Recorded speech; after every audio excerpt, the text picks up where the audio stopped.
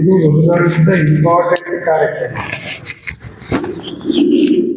Professor ಶಿವಪ್ಪನವರು ಅವರ ಮನೆಯಿಂದ ಪ್ರಾರಂಭ ಮಾಡಿ, ಜೊತೆಗೆ ಅವರ ಊರಿಂದ ಪ್ರಾರಂಭ ಮಾಡಿ, ಜಿಲ್ಲೆಯ 800 ಹಳ್ಳಿಗಳಲ್ಲಿ ಅಸ್ಪೃಶ್ಯ ಮುಕ್ತ ಭಾರತ ಅಂತ ಬೋರ್ಡ್ ಬಂದಿದ್ದಾರೆ. ಈಗ ನಮ್ಮ ಡೇಟ್ ಸಾಹೇಬ್ರು ಹೇಳ್ತಾ ಇದ್ರು ಕಾನೂನು ಉಪಯೋಗಿಸ್ಕೊಳ್ಳಿ. ಈಗೆಲ್ಲ ಒಂದ್ ಕಡೆ ಮಾತಾಡ್ಬೇಡಪ್ಪ, ಗೊತ್ತಿಲ್ಲದೆ ಜಾತಿ ನಿಂದನೆ ಮಾಡ್ತಾರೆ. ನಾವು ಅವನ್ನ ಜೈಲಿಗೆ ಹಾಕ್ತೀವಿ. ಜೈಲಿಗೆ ಹಾಕಿದ್ಮೇಲೆ ಮತ್ತೆ ಬ್ರಿಡ್ಜ್ ಪ್ರಾರಂಭ ಆಗುತ್ತೆ. ಕಾನೂನನ್ನು ಬಳಸಬಾರ್ದು ಅಂತ ಹೇಳ್ತಾ ಇಲ್ಲ. ನಾವು ಇಷ್ಟು ವರ್ಷ ಕಾನೂನುಗಳನ್ನು ಬಳಸ್ಕೊಂಡು 100 ಜನ ಜೈಲಿಗೆ ಹೋಗಿದ್ದಾರೆ. ಕೆಲವರು ಜೈಲಿಂದ ಬಂದು ಸುಧಾರಣೆ ಆಗಿದ್ದಾರೆ, ಮತ್ತೆ ಕೆಲವರು ಜೈಲಿಂದ ಬಂದು ಈ ವೀರಸಂದ್ರ ಒಂದು ಗ್ರಾಮದಲ್ಲಿ ಒಬ್ಬ ಮಾದಿಗ ಹುಡುಗ ಒಬ್ಬ ಒಳ್ಳೆದನ್ನು ಮಾಡಿದ, ಏನೋ ಒಂದು ಕಾರಣಕ್ಕೆ ಮಾಡಿದ. ಆ ಒಂದು ಹುಡುಗಿ ವಿಷಯದಲ್ಲಿ ಆ ಹುಡುಗಿಯವರ ಅಣ್ಣನನ್ನ ಕೊಲೆ ಮಾಡ್ದ. ಅವನು ಜೈಲಿಗೆ ಹಾಕ್ಸಿದ. 2 ವರ್ಷ ಜೈಲಲ್ಲಿದ್ದು ಬೇಲ್ ಸಿಕ್ಕಿದ್ಮೇಲೆ ಬಂದು ಮತ್ತೆ ಅದೇ ಹುಡುಗಿ ವಿಷಯನ ಎತ್ಕೊಂಡು ಅವರಪ್ಪ ತಮ್ಮ ಮತ್ತೆ ಇಬ್ಬರು ಕಾನೂನು ಬಳಸ್ಕೊಂಡು ಮತ್ತೆ ಅವನು ಜೈಲಿಗೆ ಹೋದ. ತಿರುಗಿ ಬಂದು ಇನ್ನೊಂದು ಮಾಡ್ದ. ಅದರಿಂದ ಕಾನೂನು ಒಂದರಿಂದನೇ ಎಲ್ಲ ಕೆಲಸ ಮಾಡೋಕ್ಕಾಗಲ್ಲ. ಇದರಲ್ಲಿ ಶಿವಪ್ಪನವರ ಈ ಪ್ರಯತ್ನದಲ್ಲಿ ಬುದ್ಧನ ತತ್ವ ಇದೆ. ಮನೆಯಲ್ಲಿ ಸೋದರತ್ವವನ್ನು ಮಾಡೋದ್ರ ಮೂಲಕ ಈಗ ಅವರು ಅವ್ರ ಮನೆಯಲ್ಲೇನೆ ಬಿಟ್ಟಿಲ್ಲ. ಅವರು ತಂದೆ ತಿಥಿಯಲ್ಲಿ ಈ ಶೆಡ್ಯೂಲ್ ಕಾಸ್ಟ್ನವ್ರನ್ನ ಆಚೆ ಇಟ್ಟಿದ್ರು. ಅವ್ರು ಆಡೋಡಕ್ಕೆ ಬಂದಿದ್ರು ಅಂತ ಹೇಳಿದ್ರು. ಹಾಡುಗಳನ್ನ ಆಡಕ್ಕೆ ಬಂದಿದ್ರು. ಅವ್ರ ಹಾಡು ಮಾತ್ರ ಕೇಳ್ತೀರಾ, ಅವ್ರ ಆಚೆಯಿಂದ ಆಡ್ತಾರೆ. ಅದೆಲ್ಲ ವಾದ್ಯ ಎಲ್ಲ ಆಚೆ ಕುಂತ್ಕೊಂಡು ಬಾರಿಸ್ತಾರೆ. ಅದೇ ಒಳಗಡೆ ಕುಂತ್ಕೊಂಡು ಬಾರಿಸಿದ್ರೆ ಏನಾಗ್ತಾ ಇತ್ತು ಅಂತೇಳಿ ಅವ್ರ ಮನೆಯವರಿಗೆ ಕನ್ವಿನ್ಸ್ ಮಾಡ್ತಿದ್ದಾರೆ. ಅವ್ರ ಮನೆಯವರು ಇವ್ರ ಪರವಾಗಿರ್ಲಿಲ್ಲ, ಇವ್ರ ವಿರುದ್ಧನೇ ಇದ್ರು. ಬೇಡ ಅವ್ರನ್ನ ಸೇರಿಸೋದು ಅಂತ ಹೇಳಿದ್ರು. ಆದ್ರೆ ಅವರು ಕನ್ವಿನ್ಸ್ ಮಾಡಿ ಅವರು ಕೂಡ ಮನುಷ್ಯರೇ, ಅವರು ಬೇರೆ ಯಾರು ಅಲ್ಲ. ಈಗ ನೀವು ಆಡ್ತಾ ಇದ್ದೀರಿ ತಾತನವರ ಹಾಡುಗಳೆಲ್ಲ ಅವರು ಕೂಡ ಆಡ್ತಾ ಇದ್ದಾರೆ. ಡಿಫ್ರೆನ್ಸ್ ಏನು ನಿಮ್ಗೂ ಅವ್ರಿಗೆ? ಈಗ ಚಲಪತಿಯವರು ಬಹಳ ಶುಶ್ರೂಷವಾಗಿ ಹಾಡಾಡಿದ್ರೆ ಹಾಡನ್ನು ಕೇಳಿ ಎಲ್ಲರೂ ತಲೆ ತೂಗ್ತಾರೆ, ಎಲ್ಲ ಜಾತಿಯವರು. ಅದಕ್ಕೆ ಜಾತಿ ಇದೆಯಾ ಹಾಡಿಗೆ ಅಂತ ಕನ್ವಿನ್ಸ್ ಮಾಡಿದ್ಮೇಲೆ ಮನೆಯವರು ಒಪ್ಕೊಂಡಿದ್ದಾರೆ. ನಂತರ ಅವ್ರನ್ನ ಮನೆ ಒಳಗೆ ಕರೆಸ್ಕೊಂಡು ಊಟ ಮಾಡಿದ್ದಾರೆ. ನಂತರ ಊರಿನಲ್ಲಿ ಪರಿವರ್ತನೆ ಆಗಿದೆ. ಈಗ ಭಗವಾನ್ ಬುದ್ಧರು ಆಚೆಗೆ ಹೋದಾಗ ಅವರು ಅವರ ಪ್ರಯಾಣವನ್ನು ಪ್ರಾರಂಭ ಮಾಡಿದಾಗ ಅಲ್ಲಿ ಅಸ್ಪೃಶ್ಯತೆ ಇತ್ತು, ಜಾತಿ ತಾರತಮ್ಯ ಇತ್ತು. ಅಲ್ಲಿ ಒಬ್ಬ ಅಸ್ಪೃಶ್ಯ ಕಾಯಿಲೆ ಬಿದ್ದು ಕೊಳ್ತೋಗಿದ್ದ. ಅವನ್ನ ಯಾರು ಮುಟ್ಟದೆ ಒಂದು ಕಡೆ ಬಿಸಾಕಿದ್ರು. ಭಗವಾನ್ ಬುದ್ಧರ ತಂಡ ಹೋಗ್ತಾ ಹೋಗ್ತಾ ಯಾವುದೋ ಒಂದು ಡೆಡ್ ಬಾಡಿ ಇದ್ದಂಗಿದೆ ನೋಡಿ ಉಸಿರಾಡ್ತಾ ಇತ್ತು. ಅದಕ್ಕೆ ಭಗವಾನ್ ಬುದ್ಧರು ಖುದ್ದಾಗಿ ಹೋಗಿ ನೀರು ತರಿಸ್ಕೊಂಡು ಆ ವ್ಯಕ್ತಿಗೆ ಫಸ್ಟ್ ನೀರು ಕುಡಿಸಿ ಆಮೇಲೆ ಸ್ನಾನ ಮಾಡಿಸಿ, ಆ ಕಾಲದಲ್ಲಿ ಏನು ವ್ಯವಸ್ಥೆ ಇತ್ತು, ಮೆಡಿಸಿನ್ಸ್ ಎಣ್ಣೆಗಳನ್ನ ಹಚ್ಚಿ ಖುದ್ದಾಗಿ ಸ್ನಾನ ಮಾಡಿಸಿದ್ಮೇಲೆ ಆ ಮನುಷ್ಯ ಬದುಕಿದ. ಅದು ಯಾವುದು ಏನ್ರಿಂದ ಬದುಕೋಕೆ ಸಾಧ್ಯ ಆಯಿತು?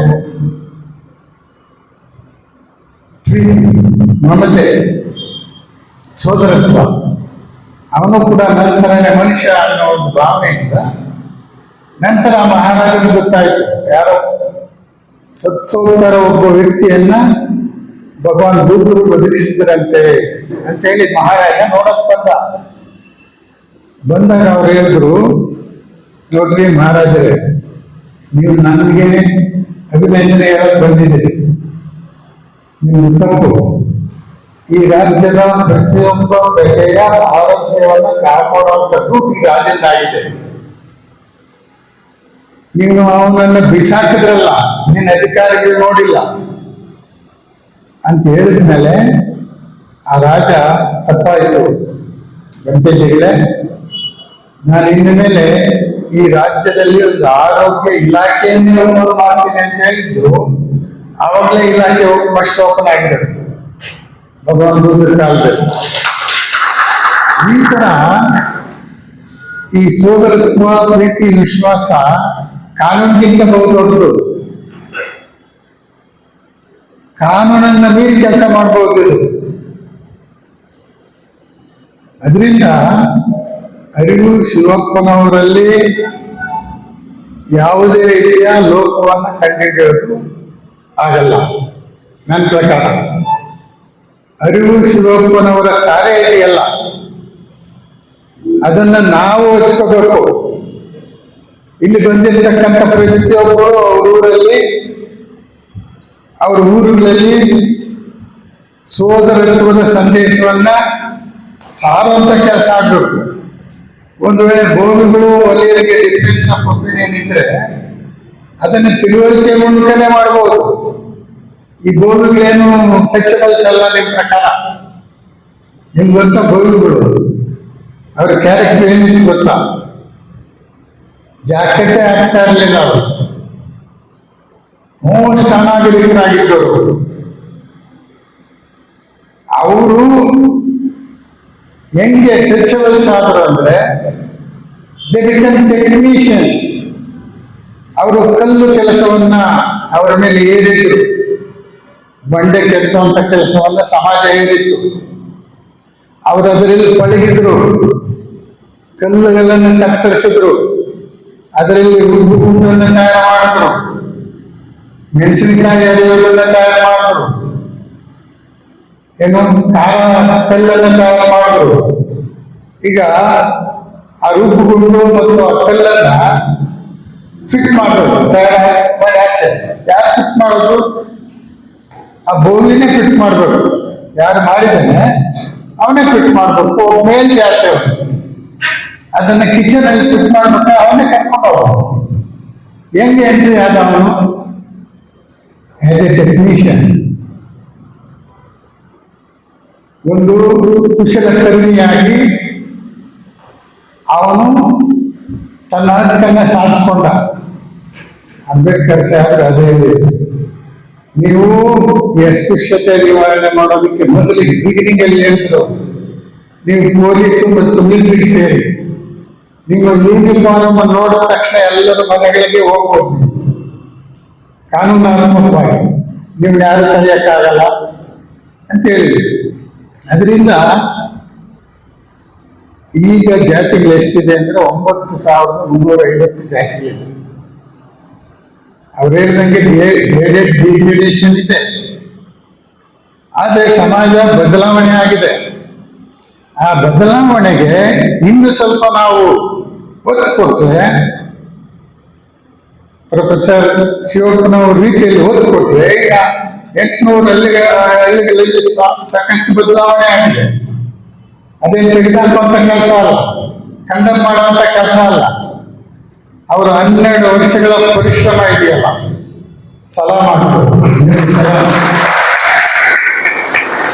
ಅದರಿಂದ ನಾವು ಇಲ್ಲಿ ಸೇರಿರೋದು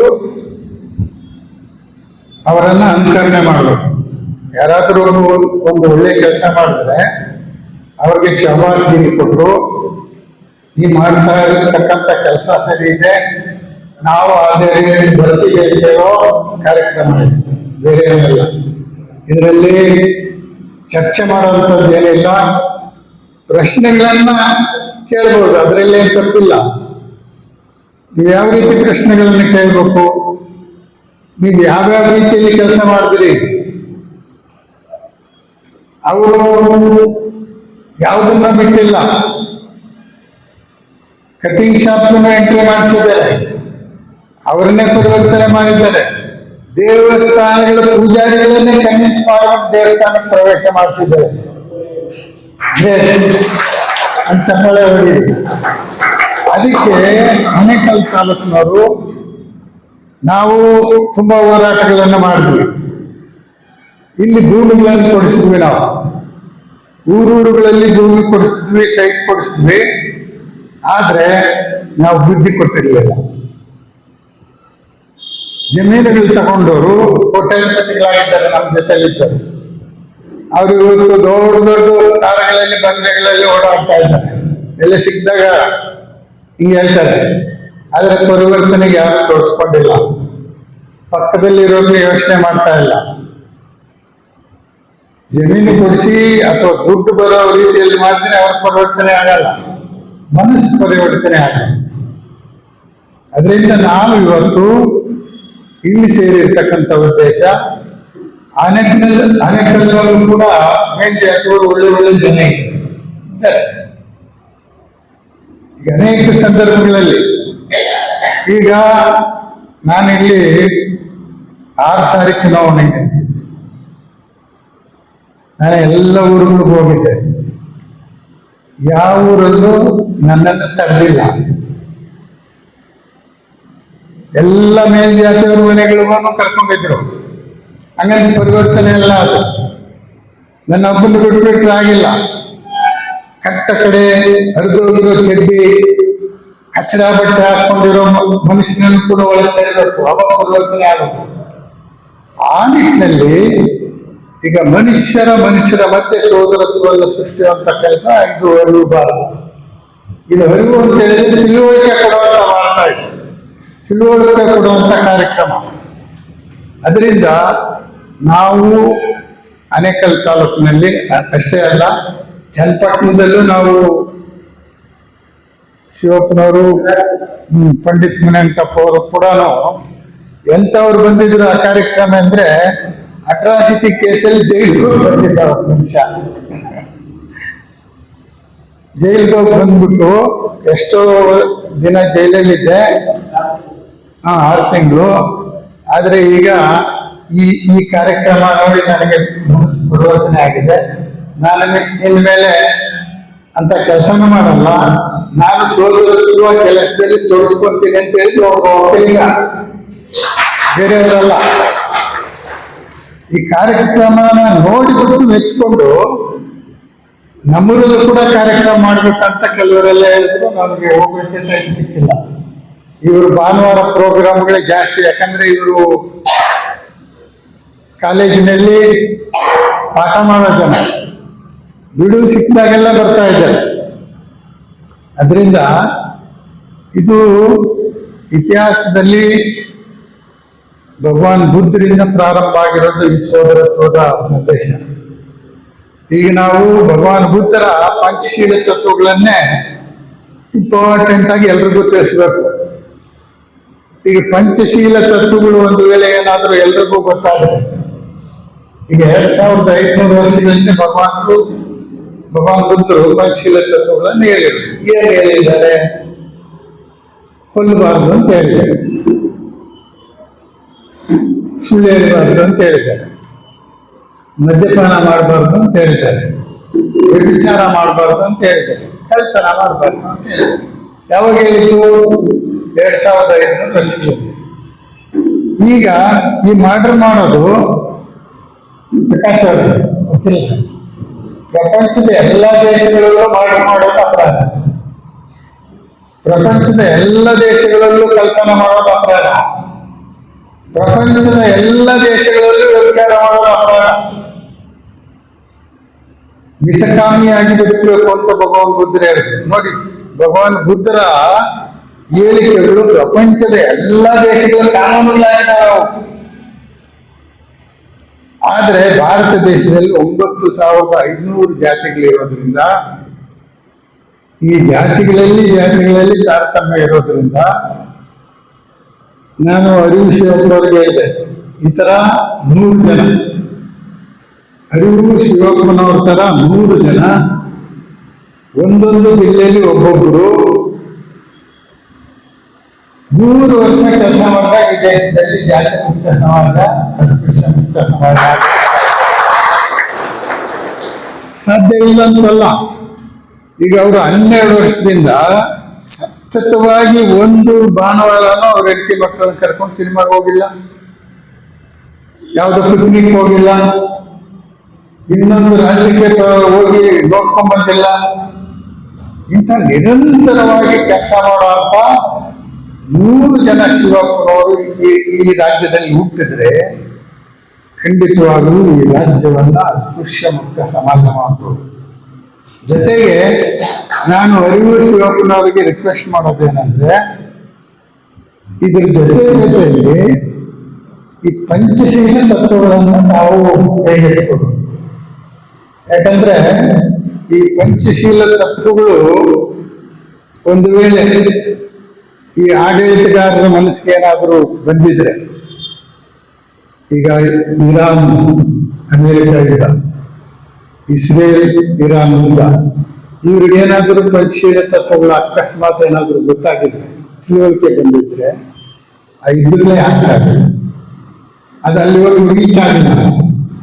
ಏಷ್ಯಾ ಖಂಡದ ಬಹುಭಾಗವನ್ನ ಈ ಬೌದ್ಧ ಧರ್ಮ ಆವರಿಸ್ಕೊಂಡಿತ್ತು, ಆಫ್ಘಾನಿಸ್ತಾನ್ ಈಗ ನೋಡಿ ಅನೇಕ ದೇಶಗಳಲ್ಲಿ ಈ ಬೌದ್ಧ ಧರ್ಮ ಕೆಲಸ ಮಾಡ್ತಾ ಇದೆ.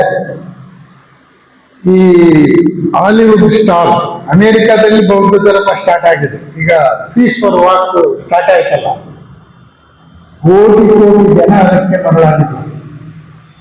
ಅವ್ರು ಏನು ಹೇಳಿಲ್ಲ, ಕಾನೂನು ಹೇಳಿಲ್ಲ, ಆ ಬಿಟ್ಟು ಕಾನೂನು ಹೇಳ್ಕೊಂಡ್ ಬಂದಿಲ್ಲ, ಜಸ್ಟ್ ಶಾಂತಿ ಸಂದೇಶವನ್ನ ಕೊಟ್ಕೊಂಡು ಬಂದ್ಮೇಲೆ ಅಮೆರಿಕಾದಲ್ಲಿ ಎಂತ ಕ್ರಾಂತಿ ಆಗಿದೆ ಗೊತ್ತಾ? ಕ್ಲಿಂಟನ್ ವಿರುದ್ಧ, ಯಾರದು ಟ್ರಂಪ್ ವಿರುದ್ಧ ಬಹುದೊಡ್ಡ ಚಳವಳಿ ಸ್ಟಾರ್ಟ್ ಆಗಿದೆ. We don't want kings, no kings, we want democracy ಅಂತ ಶುರುವಾಗಿದೆ. ಈ ತರ ಕೆಲಸ ಇದೆ. ಈಗ ಅರಿವು ಶಿವಪ್ಪನವರು ಮಾಡ್ತಾ ಇರೋದು ಪೀಸ್ ಫಾರ್ ವಾಕ್ ತರಾನೆ. ನಾನು ಇನ್ನೊಂದ್ಸಾರಿ ಅವ್ರಿಗೆ ಅದನ್ನ ಹೇಳ್ತೀನಿ, ಪ್ರಕಾಶ್ ಅವರೇ, ನಾವೆಲ್ಲರೂ ಸೇರಿ ಈ ಕೆಲಸನ ಕೈ ಇಟ್ಕೋಬೇಕು. ಪ್ರೊಫೆಸರ್ ಶಿವಪ್ಪನವರಂತ ಒಬ್ಬ ಅಧಿಕಾರಿ ಕೆಲಸ ಮಾಡ್ತಾ ಇದ್ರೆ ಸಮಾಜ ಬದಲಾವಣೆ ಆಗೋದಕ್ಕೆ ಸಾಧ್ಯ ಆಗ್ತದೆ. ಆ ನಿಟ್ಟಿನಲ್ಲಿ ನಾವು ಈ ಕೆಲಸವನ್ನ ಕೈಗೆತ್ತಿಕೋಬೇಕಂತ ಈಗ ನಾವೆಲ್ಲ ಪ್ರಮಾಣ ವಚನ ಮಾಡೋಣ.